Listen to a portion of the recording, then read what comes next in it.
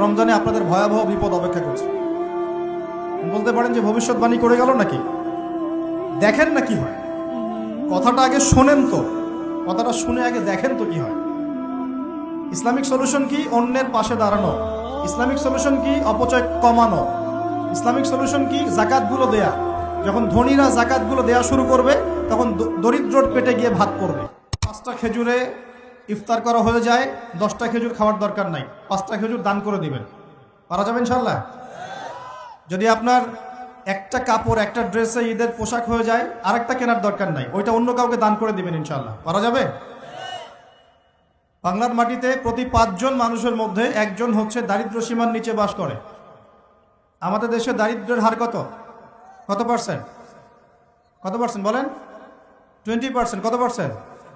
এই করোনার সময় এটা অনেক বেশি ছিল, আস্তে আস্তে আলহামদুলিল্লাহ কমতে কমতে এখন 20 আসছে। 20 মানে হচ্ছে প্রতি 5 জনে একজন স্বাভাবিক খাবার খেতে পারে না, প্রতি 5 জনে একজন 3 বেলা ভালো করে খেতে পারে না। এখন রমজান মাসে কি করি আমরা? আমরা 4 জন মিলে ওই ভাইয়ের দায়িত্ব নেই, তাই করি না? আমরা 4 জন মিলে ওই ভাইয়ের দায়িত্ব নেই, তার খাবার, তার ইফতার, তার সাহারি, তার পরিবারের দেখাশোনা, তার পোশাক আশাকের আমরা দায়িত্ব নেই না? আমরা জাকাতগুলো দেই না? আমরা ওসর, সাদাকাতুল ফিতর এগুলো দেই না? এতে করে একটা ব্যালেন্স তৈরি হয়, ওই 4 জন মিলে 5ম ব্যক্তির দায়িত্ব নেওয়া হয়। কিন্তু এই কাজটা আমরা শুধু রমজানেই করি, রমজানের বাইরে করি না। এখন যদি 5 জনের মধ্যে 4 জন মানুষ খায়, একজন যদি 4 জনের মতো না খেতে পারে, তাহলে ঘটনা এমন দাঁড়াচ্ছে যে মনে করেন আমাদের পুরো দেশে মানুষ আছে, মনে করেন কথার কথা বলছি 20 কোটি। কত কোটি? ধরে নেন যে 20 কোটি মানুষ আছে, তাহলে আপনার 15 কোটি মানুষ দারিদ্র সীমার উপরে আছে, 5 কোটি নিচে আছে। 5 কোটি সংখ্যাটা কি কম না বেশি? আচ্ছা, 15 কোটি মানুষ যে খাবার আমরা খাচ্ছি, এই খাবারের সাথে যদি আরো 5 কোটি মানুষকে আমরা খাওয়াতে চাই রমজান মাসে, তাহলে বাজারে যে খাদ্যদ্রব্য আছে এর উপরে চাহিদা বাড়বে না? বাড়বে না? বুঝতে পারছেন না? চাহিদা যখন বেড়ে যাবে, দামটা কি বাড়বে না কমবে? বেড়ে যাবে। এর উপর আবার আছে দুর্নীতি, এর উপরে আবার থাকবে ধনীরা জাকাত দিবে না অনেকেই, এর উপরে আবার থাকবে কালোবাজারি, এর উপরে আবার সিন্ডিকেট করবে, এর উপরে আবার মাপে কম দিবে। মানে সব মিলিয়ে একটা কৃত্রিম সংকট তৈরি হয়ে যাবে। তখন আপনি কি করবেন? সলিউশন বললাম, যার সামর্থ্য আছে অপচয় কমিয়ে দিবেন। 1 নম্বর কাজ কি? অপচয় কমিয়ে দিবেন, প্রতিবেশীর হক দিবেন। নিজে খেলাম, আমার আত্মীয় স্বজন না খেয়ে আছে, আমার প্রতিবেশী না খেয়ে আছে, এমনটা করতে যাবেন না। যদি 5টা খেজুরে কাজ হয়ে যায়, 6 নম্বর খেজুরটা মানুষকে দান করে দিন। যদি এভাবে চলতে পারেন সবাই খেতে পারবে। এখন বড় সলিউশন কি? এটা তো ইসলামিক সলিউশন বললাম। অপচয় কমিয়ে দেয়া, অপচয় কমিয়ে দেয়া, নিজে খাওয়া, অন্য ভাইকে খাইয়ে খাওয়া। যেমন একটা হাদিস এসেছে, সে ব্যক্তি মুমিন হতে পারবে না যে নিজে পেট ভরে খায়, প্রতিবেশী না খেয়ে থাকে। হাদিস আছে না? এই হাদিসগুলোর উপর আমল করলে সমাজে কোনো দারিদ্রতা থাকতো না। আমরা এগুলো বলি ঠিকই, কিন্তু এগুলোর উপর আমল করতে পারি না। আমরা নিজে পেট ভরে খেলে আমরা চাই কি পরের দিনও যেন আমার খাবার রিজার্ভ থাকে, ওইটা আমি চেষ্টা করি। মানুষকে দান করা তো দূরের কথা, আমার যতটুকু আছে আরো ডাবল করতে চাই, ট্রিপল করতে চাই, আরো বেশি করতে চাই। এতে করে সমাজে কি হয়েছে জানেন? সমাজে এক শ্রেণীর মানুষ দিন দিন ধনী হয়েছে, আর এক শ্রেণীর মানুষ দিন দিন গরিব হয়েছে। মধ্যবিত্তের সংখ্যা কিন্তু খুব কম এখন, কারণ ধনীরা দিন দিন ধনী হচ্ছে, গরিবরা দিন দিন গরিব হচ্ছে। মাঝখানে আমরা কিছু মানুষ পড়ে আছি, না কারো কাছে হাত পাততে পারি, না কারো কাছে মনের কথা বলতে পারি। মধ্যবিত্তরা এমন না যে মান সম্মানের খাতিরে কাউকে কিছু বলতেও পারে না, কারো কাছে হাতও পাততে পারে। আর দরিদ্র মানুষরা না হয় চেয়ে খেতে পারে, তাই না? তো একটু বোঝেন, আলোচনা অনেক গভীরে যাবে। প্রিয় ভাইয়েরা, আমরা যদি অন্যের দায়িত্ব নেওয়ার মনোভাব রাখি যে আমি নিজেও খাবো, আমার প্রতিবেশীকে খাওয়াবো, আমার আত্মীয়দেরকে খাওয়াবো, এবং আমি অপচয় করব না, আমার খাবার যতটুকু হয়ে যায় এতটুকুতে তুষ্ট থাকবো, বাকিটা আমি দান করব, সদকা করব। রমজানে যদি এরকম করতে না পারেন, রমজানে আপনাদের ভয়াবহ বিপদ অপেক্ষা করছে। বলতে পারেন যে ভবিষ্যৎবাণী করে গেল নাকি? দেখেন না কি হয়। কথাটা আগে শোনেন তো, কথাটা শুনে আগে দেখেন তো কি হয়।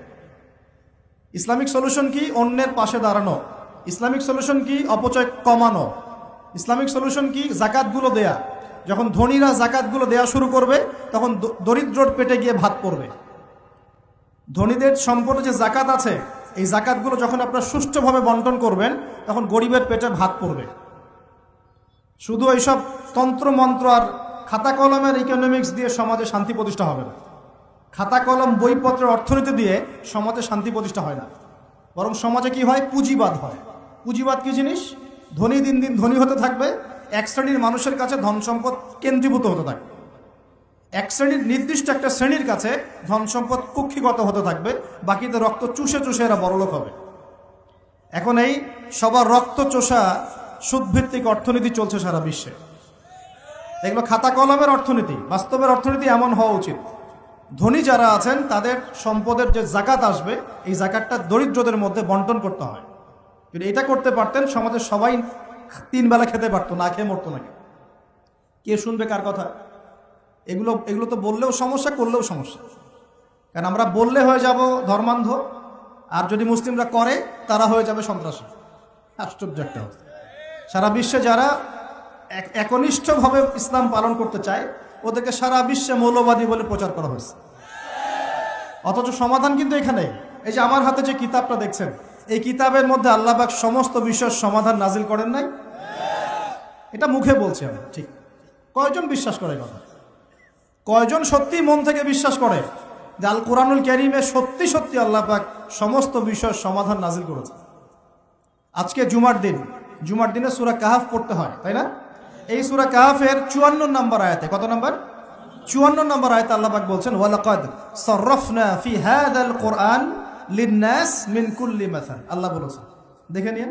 আল্লাহ বলছেন, নিঃসন্দেহে, নিঃসংকোচে, অবশ্যই আমি এই কোরআনের মধ্যে শুধু মুসলিমদের জন্য নয়, পুরো মানব জাতির জন্য সমস্ত বিষয় ব্যাখ্যা করেছি। আল্লাহ পাক বলেছেন, শুধু মুসলিমদের জন্য, পুরো মানব জাতির জন্য যত বিষয় প্রয়োজন আমি আল্লাহ এই কোরআনের মধ্যে ব্যাখ্যা করেছি। কে বলেছেন? আল্লাহ কি মিথ্যা কথা বলেন? তার রাসূল কি মিথ্যা কথা বলেন? তাহলে আমাদের মানতে সমস্যা কোথায়? মানতে কি সমস্যা? এই যে বললাম, যদি আমরা ইকোনমিক সেকশনে সমৃদ্ধি চাই, একটা স্টেবিলিটি চাই, অবশ্যই জাকাত ইম্পোজ করতে হবে। জাকাত ছাড়া অর্থনৈতিক সাম্য আসবে না। মনে করেন বাংলাদেশে, মনে করেন যে 1 কোটি মানুষের উপরে জাকাত ফরজ। কথার কথা বলছি, কথার কথা। এই 16 কোটি 20 কোটি মানুষের মধ্যে মনে করেন 1 কোটি মানুষের উপর জাকাত ফরজ হয়েছে। আছেন এমন মানুষ? জাকাত মানে কি? কত পার্সেন্ট দিতে হবে সম্পদের? 2.5%। 100 টাকায় 2.5 টাকা, এই তো। আচ্ছা, এখন 1 কোটি টাকায় এই টাকাটা কি ছোট না বড়? আর এটা একজনের হিসাব করলাম। যদি এরকম আমি 1 লাখ মানুষের হিসাব করি, কত টাকা আসবে? এই টাকা দিয়ে আপনি কি করতে পারবেন? নিঃসন্দেহে আপনি দরিদ্র মানুষের সেবা এটা কাজে লাগাতে পারবেন। জাকাতের যে 8টা খাত আছে না? কটা খাত? 8টা খাতে সুষ্ঠু বন্টন করলে দেখবেন সমাজে একটা গরিব মানুষও থাকবে না ইনশাআল্লাহ। সবাই খেয়ে পরে বাঁচবে ইনশাআল্লাহ। এই কাজটা করবে কি? কে উদ্যোগ নেবে? আচ্ছা, এই জাকাত কি শুধু 1 বছরই আসবে না প্রতি বছর আসবে? এই জিনিসগুলো বুঝতে হয়। ইসলাম শুধু আমরা এই গতানুগতিক মুখস্থ করে পড়লেই হবে না, কোরআন সুন্নাহকে বাস্তবে প্রয়োগ করতে হবে। আল্লাহ পাক সে তৌফিক দান করুন। রমজান মাসে অবশ্যই অপচয় কমিয়ে দিবেন, প্রতিবেশী আত্মীয়দের খোঁজ নিবেন, নিজের যতটুকুতে হয়ে যায় এর বেশি খরচ করতে যাবেন না, অন্যের জন্য ওটা সাদকা করে দিবেন, সদকা করে দিবেন। আর কি করবেন? জাকাত দিবেন। জাকাত দিলে আরও 10-20টা মানুষ না খেয়ে মরবে না, ওরা খেয়ে পরে বাঁচবে ইনশাআল্লাহ। এর উপর আছে সাদাকাতুল ফিতর, আছে না? সাদাকাতুল ফিতর আমরা দিই। এগুলো আল্লাহ পাক কেন দিয়েছেন? এগুলোকে আল্লাহ পাক শুধু ইবাদতের জন্যই দিয়েছেন? এগুলো করলে তো নেকি হয়, আল্লাহ সন্তুষ্টি পাওয়া যায়, দুনিয়াতেও সাম্যের অর্থনীতি প্রতিষ্ঠা হয়, এই কারণে দিয়েছেন। আল্লাহ পাক এমনি এমনি দিয়েছেন নাকি? এই যে আপনি 5 ওয়াক্ত নামাজ পড়ছেন, নামাজ পড়লে তো নেকি হচ্ছেই, আধ্যাত্মিকত্ব পাচ্ছেন, আল্লাহ সন্তুষ্টি পাচ্ছেন, আপনার শরীরও ভালো থাকবে ইনশাআল্লাহ, থাকবে না? আপনি ওযু করছেন, ওযু করলে নেকি হয় না? গুনাহ ঝরে যায় না? একই সাথে আপনি বিভিন্ন রোগ ব্যাধি থেকে বেঁচে থাকবেন ইনশাআল্লাহ। আপনি পরিষ্কার পরিচ্ছন্ন আছেন। প্রত্যেকটা কাজের পিছনে দুনিয়াবি উপকারিতাও কি আছে? আছে না? এই জাকাত ভিত্তিক অর্থনীতির মধ্যে এই দুনিয়াবি উপকারিতা আছে। এগুলো কে বুঝাবে? ওয়াজ মাহফিল তো কোনো কোনো ক্ষেত্রে এখন হয়ে যাচ্ছে সার্কাসের মঞ্চ। কোনো কোনো জায়গায় সার্কাস, মানে এমন কিছু দৃশ্য চোখে পড়ছে যে মনে হচ্ছে যে ওয়াজে যাওয়া বন্ধ করে দিই। হ্যাঁ, মানে সময়টাকে কিভাবে নষ্ট করা যায়, বাউলের মতো গান গাওয়া যায়, ডিজে জিকির করা যায়, হ্যাঁ, মানুষের সাথে অহেতুক কিছু কথাবার্তা বলে টাইম পাস করা যায়, হ্যাঁ, বাসায় কি করলাম, বউ কি করলো, চা খাই, কফি খাই, এই করি সেই করি, মানে এগুলোই চলছে। হ্যাঁ, আপনি একজন ব্যক্তিকে ডাকলেন, মাশাআল্লাহ কোরআনও বিশুদ্ধ করে তেলাওয়াত করতে পারছে না, বড় বড় ওয়াজও করছে, আবার বড় বড় আলেমদেরকে বাহাসের জন্য ডাকছে। এমনও দৃশ্য দেখছে, কত কি দেখবেন।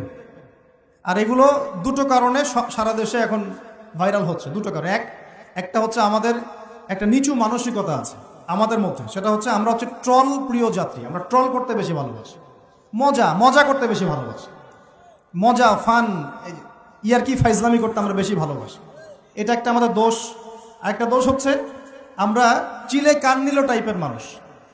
যা প্রচার হয় চিলে কান নিল, ব্যাস দৌড় শুরু করে দিল, যাচাই বাছাই করার কোনো প্রয়োজন নেই। আর অহেতুক সমালোচনা করতে বেশি পছন্দ করি আমরা, এবং ইস্যু পাগল জাতি। ইস্যু একটা দিল, ব্যাস দৌড় শুরু। একটা ইস্যু দিবে, ওইটার পিছনে দৌড়াবে, 7 দিন দৌড়ানোর পর হাফসায় যাবে, তারপর নতুন একটা ইস্যু আসবে, তারপর তার পিছনে দৌড়াবে। এতে করে মূল যে জায়গায় ফোকাস করা দরকার ওখান থেকে আমরা সরে গেছি। এই চলছে। তা আমাদের এই মানসিকতা পরিবর্তন করার দরকার নাই। কোরআন সুন্নাহ কি খালি এখানে থাকবে, আমরা তেলাওয়াত করব এই জন্যই, নাকি বাস্তবে প্রয়োগ করতে হবে? এই রমজান মাসে নিয়াত করেন। আসন্ন রমজান কেন কথা বলছি? কারণ রমজান কিন্তু বেশি দিন নাই, কয়দিন আছে, 1 মাস 1.5 মাসও বাকি নেই। আপনাকে প্ল্যান করতে হবে, আধ্যাত্মিক পরিকল্পনা করতে হবে যে রমজান সামনে আসছে, এই রমজানে ইনশাআল্লাহ আমি আল কোরআন পুরোটা খতম দেবো ইনশাআল্লাহ। রমজান মাস আসার আগেই 5 ওয়াক্ত নামাজ আমি শক্ত করে ধরবো, যেন রমজানে আমি 5 ওয়াক্ত নামাজ জামাতে পড়তে পারি। রমজান মাস আসার আগেই কোরআন তেলাওয়াত যদি করতে না জানি, তেলাওয়াত করা শিখে নিতে হবে ইনশাআল্লাহ। রমজান আসার আগেই নিয়াত করে নিব যে এই রমজানে ইনশাআল্লাহ আমি প্রত্যেক দিন তারাবি জামাতে পড়বো ইনশাআল্লাহ, এবং খতম তারাবি পড়বো ইনশাআল্লাহ। রমজান মাসে যারা কোরআন আরবি জানি টুকটাক আমরা ভাঙ্গাচোরা, আমরা কোরআনটাকে শুরু থেকে শেষ পর্যন্ত অর্থসহ পড়বো ইনশাআল্লাহ। রমজান মাসে প্রত্যেক দিন কমপক্ষে একজন মানুষকে আমি ইফতার করাবো ইনশাআল্লাহ। রমজান মাসে আমি আমার জাকাতগুলোকে দিয়ে দিব ইনশাআল্লাহ। রমজান মাসে বেশি বেশি দান সদকা করবো ইনশাআল্লাহ। রমজান মাসে বেশি বেশি তাসবিহ তাহলিল হবে, জিকির আজগার হবে, আল্লাহর কাছে দোয়া করব, রোজা রেখে সমস্ত হারাম পাপ থেকে বেঁচে থাকবো ইনশাআল্লাহ। রমজানে শুধু সৎ কাজের আদেশ করব, অসৎ কাজে নিষেধ করব, নিজে আমল করব, পরিবারে প্রতিষ্ঠা করবো ইনশাআল্লাহ। প্রত্যেক দিন 5 ওয়াক্ত নামাজ হবে, প্রত্যেক দিন মসজিদে নামাজের পর তালিম হবে ইনশাআল্লাহ। এভাবে পুরো রমজানটাকে উৎসবের উৎসাহে অতিবাহিত করার নিয়াত আগে করতে হবে। আল্লাহ পাক তৌফিক দান করুন। তো এখানে সবচেয়ে বড় বাধাটা হয় দুনিয়াবি ব্যস্ততা। এই জন্য রমজানের আগেই দুনিয়াবি ব্যস্ততাগুলো কমিয়ে আনতে হবে। চেষ্টা করবেন বড় বড় যে বাজারঘাটগুলো আছে এগুলো আগেই করে ফেলার। আর আমি তো বলেই দিলাম যে দাম কিন্তু ওই সময় বাইরে যাবে, যদি এখন সামর্থ্য থাকে করে ফেলেন, সামর্থ্য থাকলে করে ফেলেন। আর যাদের সামর্থ্য কম তাদের জন্য কি হবে, পুরো দেশব্যাপী সামাজিকভাবে, যেমন একটা সংগঠন আপনাদের না, এই এরকম সংগঠন যেগুলো আছে নন প্রফিটেবল এবং non political organisation, both political and non political, সমস্ত অ্যাসোসিয়েশনগুলোর উদ্যোগে বা ফাউন্ডেশন অ্যাসোসিয়েশন যেগুলো আমরা করি ছোটোখাটো, এগুলোর উদ্যোগে ইফতার বিতরণ প্রজেক্ট করতে হবে। পারা যাবে ইনশাল্লাহ। যে যাদের সামর্থ্য আছে সামর্থ্যবানদের টাকা পয়সাগুলো কালেক্ট করে, যারা দুস্থ দরিদ্র অসহায় মানুষ তাদের বাসায় বাসায় 1 মাসের বাজার পৌঁছে দিতে হবে ইনশাআল্লাহ। পারা যাবেন ইনশাআল্লাহ। এই কাজগুলোর মধ্য দিয়ে দেখবেন আল্লাহর রহমত বরকত নেমে আসছে ইনশাআল্লাহ। এই যে বললাম 5 কোটি মানুষ কিন্তু কম নয়, ওদেরকে খাওয়াতে হবে, তো খাওয়াতে হবে না? তাহলে এই আমাদের খাবারটাকে বন্টন করে ভাগ করে নিতে হবে। মাশাআল্লাহ। এই যে একের বিপদে সবাই এগিয়ে আসা, এটা ইসলামের সুন্নাত, এটাই নবীর সুন্নাত। রমজান মাসে এই জিনিসটা চর্চা করতে হবে। আল্লাহ পাক তৌফিক দান করুন। আর রোজা রেখে ভুলেও গীবত, তহমত, সমালোচনা এগুলো করতে যাবেন না। রোজা রেখে কথাই বেশি বলবেন না, খালি জিকির হবে, তেলাওয়াত হবে, আল্লাহর কাছে দোয়া হবে, ইস্তেগফার হবে। কথা কম, কথা বললেই বিপদ, কথা বললেই বিপদ। কথা 10টা কথা বলবেন, 2টা গীবত করতেই হয়, হয় না? আর গীবত করতে মজা লাগে। কেউ আজকে উস্কাই দিলেই বাস গীবত করতে মজা লাগে। আর গীবত তো আপনারাই বা কেন করবেন না? গীবত তো শিখছেন আমাদের কাছ থেকে, গীবত তো আপনারা আমাদের কাছ থেকেই শিখছেন। তা আমি আপনাদেরকে কি শিখাবো? আমরা আপনাদের কি শিখাইলাম? ওয়াজ মাহফিলে উঠে একজন বক্তা আরেকজন বক্তার গীবত না করলে ওয়াজ হয় না। এক আলেম আর এক আলেমের পিছনে হাত না দিলে ওয়াজ হয় না। তা আমি কি শিখাবো আপনাকে? আপনারা নিজেরা শেখেন, আমার দিকে তাকানোর দরকার, নিজেরাই শেখেন। প্রিয় ভাইরা, রমজান মাসে রোজা রেখে এই কাজগুলো করতে যাবেন। কথাই কম বলবেন, কথা বললেই বিপদ। মানুষ যদি দুটা গালি দেয় চুপ করে থাকে, ও তার আমল নামা নিয়ে আল্লাহর সামনে দাঁড়াবে। আর কিয়ামতের মাঠে বহু নেকি ফ্রি ফ্রি পাওয়া যাবে। এটা কি জানেন? কিয়ামত অনেক নেকি বিনামূল্যে ফ্রি ফ্রি আসবে আমল নামায়। কেন আসবে বলি হাদিসটা। নবী সাল্লাল্লাহু আলাইহি ওয়াসাল্লাম বলেছেন, তোমরা কি জানো সবচেয়ে বড় মিসকিনকে, দরিদ্র মানুষকে, মিসকিনকে? সাহাবীরা বলছেন, আমরা তো মনে করি যার সম্পদ কম সেই মিসকিন। নবীজি বলছেন, না, প্রকৃত মিসকিন সে ব্যক্তি নয়। প্রকৃত মিসকিন সে ব্যক্তি যে কিয়ামতের মাঠে উঠবে উহুদ পাহাড়ের সমান নেকি নিয়ে উঠবে। উহুদ পাহাড় দেখেছেন তো? বিশাল পাহাড়। উহুদ পাহাড়ের সমান নেকি নিয়ে উঠবে। নামাজের নেকি, জাকাতের নেকি, হজের নেকি, ওমরার নেকি, বিভিন্ন নেকি। কিন্তু দেখবে সামনে বহু মানুষ দাঁড়িয়ে আছে। কেন দাঁড়িয়ে আছে? কারো কাছ থেকে টাকা নিয়েছে, টাকা শোধ করে নাই, কাউকে গালি দিয়েছে, কাউকে অন্যায়ভাবে অপবাদ দিয়েছে, কাউকে আঘাত করেছে, কারো উপর জুলুম করেছে ইত্যাদি। বিভিন্ন রকম মানুষের সাথে জড়িত পাপ ছিল, ঠিক আছে? কারো গীবত করেছে, কাউকে তহমত দিয়েছে ইত্যাদি। এখন আল্লাহ পাক বলবেন, এই ব্যক্তির নেকির যে পাহাড় আছে এখান থেকে নেকি নিয়ে ওদেরকে দিয়ে দাও। বলেন নাউজুবিল্লাহ। নেকি আস্তে আস্তে ট্রান্সফার হবে। এই যে আমরা যে ব্লুটুথ শেয়ার ইট, মনে আছে? ব্লুটুথ শেয়ার ইট পাস হয় যেভাবে, আল্লাহ পাকের প্রযুক্তি হবে আরো অনেক অনেক উন্নত। মুহূর্তের মধ্যেই নেকি ট্রান্সফার হয়ে যাচ্ছে। এরপর নেকি যেতে যেতে সব নেকি যদি শেষ হয়ে যায়, আল্লাহ না করুক, তখন আল্লাহ পাক ফেরেশতাদেরকে বলবেন, ওদের গোনাগুলো থেকে গোনাগুলো বেছে বেছে এর আমল নামে যুক্ত করো। বলেন নাউজুবিল্লাহ। এরপর এই ব্যক্তি এই বিশাল বিশাল নেকি অর্জন করার পরেও জাহান্নামে যেতে হবে। আল্লাহ পাক হেফাজত করুন আমাদেরকে, বলি আমিন। তো মানুষের সাথে জড়িত পাপটা খুব ডেঞ্জারাস। তো রোজা রাখার তাৎপর্য কি? যে আমরা যেন এই শিক্ষাটাকে সারা বছর ধরে রাখতে পারি। এই কারণেই রমজান মাসে রোজা রেখে জিকির হবে বেশি, তাসবিহ তাহলিল বেশি, কোরআন তেলাওয়াত বেশি, আমর বিল মারুফ নাহি আনিল মুনকার হবে, তার দার্স হবে, দিনের কথা হবে। যখনই বন্ধুরা মিলে বসবেন, চা খেতে বসবেন, কফি খেতে বসবেন, অলওয়েজ দিনই আলাপ করবেন, দুনিয়াবি আলাপ কম করবেন, দুনিয়াবি আলাপ বেশি করবেন না, প্রয়োজন যতটুকু এতটুকু দিনই আলাপ করবেন। কারণ মানুষ জান্নাতেও যদি চলে যায়, মানুষ জান্নাতে চলে গেলেও ওই সব সময়ের জন্য আক্ষেপ করবে, আফসোস করবে, দুনিয়াতে যেই সময় সে আল্লাহকে স্মরণ করে নাই, রাসূলের নামে দরুদ পড়ে নাই। তাহলে যদি কোনো জায়গায় বসে পড়েন, বসে পড়ে আলোচনা করতে থাকেন, ওঠার আগে কমপক্ষে বলবেন সুবহানাকা আল্লাহুম্মা বিহামদিক। কারণ কেন বলবেন? আল্লাহ রাসূল বলেছেন যে কোনো মানুষ বা কোনো কওম যদি একটা জায়গায় বসে আলোচনা করে, আলোচনা থেকে শেষ করা বৈঠকটা ভঙ্গের আগেই যদি তারা এই দোয়াটা পড়ে ওঠে, ওই বৈঠকে যদি কোনো ফাহেসা কথা হয়ে থাকে এর গুনার কাফফারা হয়ে যাবে ইনশাআল্লাহ, গুনাহ মাফ হয়ে যাবে ইনশাআল্লাহ। আর যদি ওই বৈঠকে ভালো কোনো কথা হয়, ওই কথাগুলো কিয়ামতের মাঠে তার জন্য দলিল হবে ইনশাআল্লাহ। এই দোয়াটা পড়ার চর্চা করবেন। তো যেটা বলছিলাম, দেখেন আমরা যদি একে অপরের খাবারগুলো ভাগাভাগি করি, জাকাতগুলো প্রদান করতে পারি এবং রমজানের রোজাগুলো ঠিকঠাক রাখতে পারি, আল্লাহর বিধানগুলো ঠিকঠাক মানতে পারি, সমাজে দারিদ্রতা থাকবে না ইনশাআল্লাহ। আরেকটা অপশন হচ্ছে, এটা দিয়ে যে সব দূর হয়ে যাবে তা নয়। কারণ ক্ষতি এত বেশি হয়ে গেছে, ক্ষতি হতে হতে হতে এত বেশি হয়ে গেছে যে 1 বছর 2 বছর 3 বছরে মনে হয় না সব ক্ষতি পুষিয়ে নেওয়া যাবে।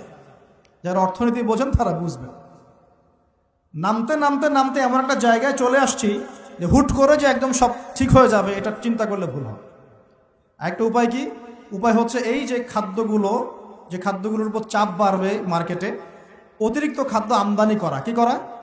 আমদানি করা। দুটো অপশন থাকে, এক আমদানি করা, আরেকটা হচ্ছে কৃষিভিত্তিকভাবে উৎপাদন করা।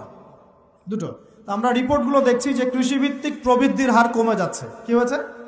কমেছে। কৃষিভিত্তিক প্রবৃদ্ধির হারটা কমেছে। আর আমদানিটা মোটামুটি কিছুটা বিপর্যস্ত হয়েছে। কারণ ডলার সংকট। কিসের সংকট? ডলার। জানেন তো নাকি? আচ্ছা, রিপোর্ট তো পড়েন, পেপার পত্রিকা তো পড়েন নাকি? সংকট হলে কি হয়? সংকট হলে এলসি কমে যায়। মানে মনে করেন আপনি একজন ব্যবসায়ী, পণ্য আমদানি করেছেন, পণ্যগুলো যে আপনি খালাস করবেন, বন্দর থেকে নামাবেন, তা আপনাকে তো একটা চার্জ দিতে হবে না? এখন আপনার কাছে চার্জ দেওয়ার মতো ডলার নাই, কি করবেন? তাহলে পণ্য ওই বন্দরে পড়ে থাকবে। অনেক পণ্য বন্দরে পড়ে আছে, নামাইতে পারতেছেন। এখন মনে করেন এই ব্যক্তি কি নিজের পকেট থেকে টাকা দিয়ে এগুলো নামাবে? না। কি করবে তাহলে? ওই পণ্যের উপর সে দাম বাড়িয়ে দিবে, যাতে করে এই টাকাটা জনগণের কাছ থেকে তুলে সে শোধ করতে পারে। এগুলো ইকোনমিক্স, বেসিক ইকোনমিক্স। এগুলো পড়তে আপনার আহামরি অর্থনীতিবিদ হতে হয় না। কথা কি বুঝতে পারছেন? তো এই কারণে রমজান মাসে দামগুলো চাপ পড়ে, এমনিতেই চাপ পড়ে। আস্তে আস্তে সিচুয়েশনগুলো এভাবে খারাপ হয়েছে। অতএব ইসলামিক সলিউশনে যদি এখন না আসতে পারেন, যদি আরও 10 বছর অপেক্ষা করেন, বহু দেরি হয়ে যাবে। এই জন্য আমি মন থেকে উদাত্ত একটা আহ্বান জানাই, যারা শিক্ষিত মহল, বিজ্ঞ মহল আছেন, আমার কথা বুঝবেন ইনশাআল্লাহ, যে ইসলামিক অর্থনীতি ছাড়া অর্থনৈতিক সমৃদ্ধির কোনো অপশন নাই আমাদের সামনে। ইসলামিক অর্থনীতি মানে দান সৎকা ভিত্তিক, অপচয় কমানো, দুর্নীতি বন্ধ করা, সুদ ঘুষ এগুলো বন্ধ করা, এবং অন্যের কষ্টে নিজে পাশে থাকা, পাশে দাঁড়ানো। সবচেয়ে বড় কথা হচ্ছে এখানে ব্যবসা, যাকাত, সাদাকা এগুলোকে গুরুত্ব দেওয়া হয়, সুদটাকে হারাম করা হয়। এগুলোর উপর যদি সুদ থাকে, চড়া সুদ, তখন তো আরও অবস্থা খারাপ। যেমন ধরেন, মনে করেন আমাদের সংকট হয়েছে, এখন আমরা বহির্বিশ্বের কোনো দেশের কাছে গেলাম, গিয়ে বললাম যে আমাদেরকে লোন দেন। ওরা কি এমনি এমনি লোন দিবে? এমনি দিবে? যাও, তোমাকে 10 কোটি টাকা এমনি এমনি দিয়ে দিলাম, 1000 বিলিয়ন ডলার এমনি দিবে? কখনো এমনি দিবে না। বরং সে একটা সুদ ফিক্স করবে, হয় 10%, না হলে 12%, না হলে 20%, ও সুদ ফিক্স করবে। যখন সুদটা ফিক্স করে দিবে, তখন এই সুদটা শোধ করতে হবে না? ওই সুদটা শোধ করতে হবে, কিন্তু আপনার শ্রম দিয়ে ওই সুদটাকে শোধ করতে হবে। শ্রম কি শুধু এমপি মন্ত্রীরা করবে, নাকি শ্রম আপনিও করেন? আপনাদের শ্রম থেকে এটাকে তুলে নিয়ে শোধ করতে হবে না? এটাই হচ্ছে সুদভিত্তিক অর্থনীতির সবচেয়ে মারাত্মক দিক। এতে করে ওরা ধনী হবে দিন দিন, আর গরিবরা আরো গরিব হবে দিন দিন। আল্লাহ পাক এমনি বলেন নাই, ইয়ামহাকুল্লাহুর রিবা ওয়া ইউরবিস সাদাকা। আল্লাহ পাক সুদের মধ্য দিয়ে একদম সম্পদ সংকুচিত করে ফেলেন। সম্পদ সুদের মধ্য দিয়ে সংকুচিত করে ফেলেন, আর সাদাকার মধ্য দিয়ে সম্পদ প্রসারিত হয়। এই আয়াতগুলো খালি পড়লে হবে না, বুঝতে হবে, না বাস্তবে প্রয়োগ করতে হবে? আচ্ছা, আরো ব্যাপার আছে। এখন সুদ দেওয়ার সময় কি হবে জানেন? যদি দেখা যায় আপনার, মনে করেন $1 সমান 80 টাকা, মনে করেন, যদি দেখেন এই সুদগুলো পরিশোধ করতে পারছেন না, দেখবেন যে ডলারের এগেনস্টে আপনার টাকার মান কমে যাবে। তখন হয়ে গেল $1 সমান 100 টাকা। কয় টাকা বাড়লো? 20 টাকা। 20% বেড়ে যাওয়া মানে হচ্ছে আপনার বেতন যদি হয় 100 টাকা, এখন বেতন হয়ে গেছে 80 টাকা। বুঝতে পারছেন না মনে হয়? আপনার বেতন যদি হয় 100 টাকা, এখন বেতন হয়েছে 80 টাকা। 100 টাকা শ্রম দিয়েছেন, 80 টাকার প্রফিট পাবেন, 20 টাকা গায়েব। ওটা কোথায় গেল? ওই যে সুদ দিয়েছে ওর পকেটে চলে গেছে। আপনার অর্থও চলে গেল, আপনার শ্রমও চলে গেল। এর উপর আরো অনেক বিষয় আছে। আজকে ইকোনমিক্স নিয়ে বোঝালে আপনার মাথা খারাপ হয়ে যাবে, বলবেন যে ভাই কি শুরু করলেন।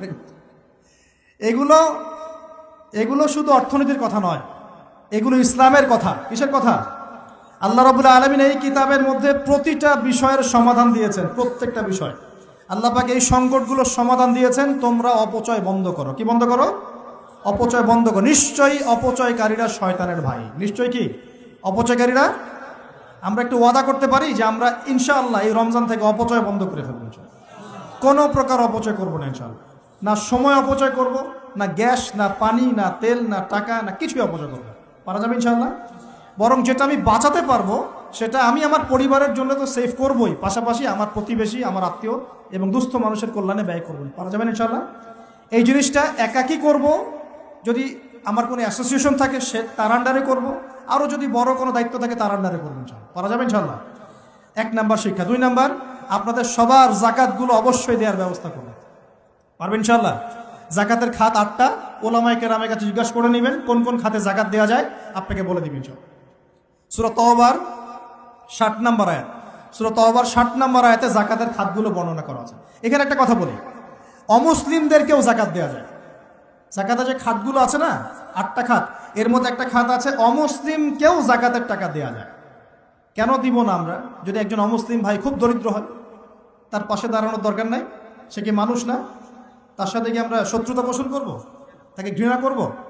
না। তার উপর কি ইসলামকে জোর করে চাপিয়ে দিব? না। আমরা তাকে হেল্প করব জাকাতের টাকা দিয়ে, যাতে করে সে ইসলাম সম্পর্কে একটা ভালো ধারণা পায়, এবং ইনশাল্লাহ ওই দেখা যাবে ওই উপকার করার ফলে তার মনের মধ্যে ইসলাম সম্পর্কে ভালো ধারণা আসবে। একদিন সে মুসলিম হয়ে যাবে ইনশাআল্লাহ। এমন হতে পারে না? তা আমরা কিন্তু ইসলাম পরিপূর্ণ আসলে ইম্পোজ করতে পারি না। অমুসলিমদের সাথে আমাদের শত্রুতা থাকবে কেন? তাদের সাথে আমরা মৈত্রীর সম্পর্ক রাখবো। একটা কান্ট্রির মধ্যে কি মুসলিম অমুসলিম মারামারি করবে, বিদ্বেষে জড়াবে? সে তার ধর্ম তার মতো করে পালন করবে, আমরা আমাদের ধর্ম আমাদের মতো করে পালন করব।